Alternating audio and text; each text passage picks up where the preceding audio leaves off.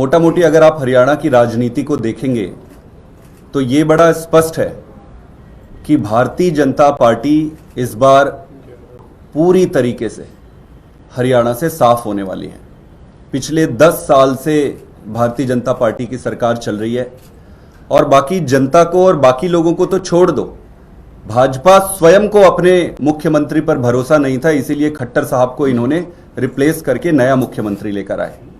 सभी पार्टियों से त्रस्त है, जनता बदलाव चाह रही है। इस बार पहली बार उनके सामने अरविंद केजरीवाल जी आम आदमी पार्टी लेकर वहां हरियाणा में उतरे हैं, तो एक बदलाव के लिए एक नया और एक अच्छा ऑप्शन पूरी हरियाणा की जनता के सामने है।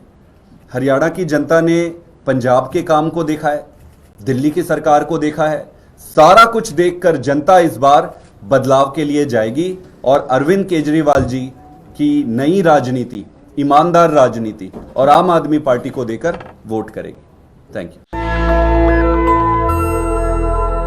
आप सभी लोगों को पता है कि हरियाणा का चुनाव 5 अक्टूबर के लिए शेड्यूल्ड है और आप लोगों को यह भी पता है कि आम आदमी पार्टी इस बार पहली बार पूरी ताकत से चुनाव हरियाणा में लड़ रही है। अरविंद केजरीवाल जी ईश्वर की कृपा से, आप सबके आशीर्वाद से भारतीय जनता पार्टी के षड्यंत्र और चंगुल से बाहर आ गए और अब हरियाणा में चुनाव प्रचार के लिए पूरी तरीके से तैयार हैं। अरविंद केजरीवाल जी का जो शेड्यूल है, कैंपेन का जो शेड्यूल है, उसका शुभारंभ हम कल से यानी कि 20 सितंबर से कर रहे हैं। 20 सितंबर को पहला रोड शो है जगाधरी विधानसभा से, उसके बाद दाबवाली, रानिया, भिवानी, मेहम, पुंडरी, कलायत, रेवाड़ी, दादरी, असंध, बल्लभगढ़ और बादरा, इन सारी विधानसभाओं को कवर करेंगे। लगभग 13 इवेंट्स का शेड्यूल अभी बनाया है, 11 जिलों को कवर करेंगे। इसके बाद का शेड्यूल आने वाले कुछ दिनों में आपसे शेयर करेंगे। मोटा मोटी अगर आप हरियाणा की राजनीति को देखेंगे तो ये बड़ा स्पष्ट है कि भारतीय जनता पार्टी इस बार पूरी तरीके से हरियाणा से साफ होने वाली है। पिछले 10 साल से भारतीय जनता पार्टी की सरकार चल रही है और बाकी जनता को और बाकी लोगों को तो छोड़ दो, भाजपा स्वयं को अपने मुख्यमंत्री पर भरोसा नहीं था, इसीलिए खट्टर साहब को इन्होंने रिप्लेस करके नया मुख्यमंत्री लेकर आए। प्रश्न तो बनता है कि नया मुख्यमंत्री आखिरी साल में लाने की क्या जरूरत थी। जिस तरीके से इन्होंने किसानों का अपमान किया, अन्याय किया, जवानों के साथ अपमान किया, उनके साथ अन्याय किया, हमारी माताओं और बहनों के साथ उनके मान सम्मान से खिलवाड़ किया, बेरोजगारी अपने चरम पर है, महंगाई अपने चरम पर है, चारों तरफ कुशासन और अव्यवस्था है। तो भाजपा को तो खुद ही भान है कि वो इस बार जाने वाले हैं।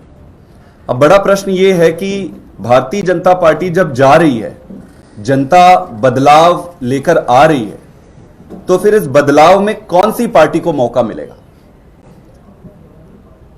हरियाणा ने पहले 5 साल एक पार्टी को मौका दिया, फिर 10 साल दूसरी पार्टी को मौका दिया और फिर 10 साल अभी एक और तीसरी पार्टी को मौका दिया।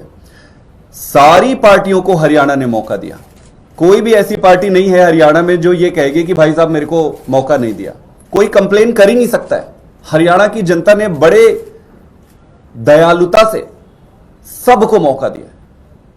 प्रश्न यह है कि क्या इन सारी पॉलिटिकल पार्टियों ने अपनी जिम्मेदारी का निर्वहन किया? क्या इन्होंने जनता की वो सेवा करी जो जनता चाहती थी? इसका उत्तर बड़े सीधे और सरल शब्दों में यह है कि नहीं।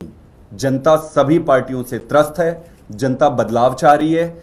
इस बार पहली बार उनके सामने अरविंद केजरीवाल जी आम आदमी पार्टी लेकर वहां हरियाणा में उतरे हैं, तो एक बदलाव के लिए एक नया और एक अच्छा ऑप्शन पूरी हरियाणा की जनता के सामने है।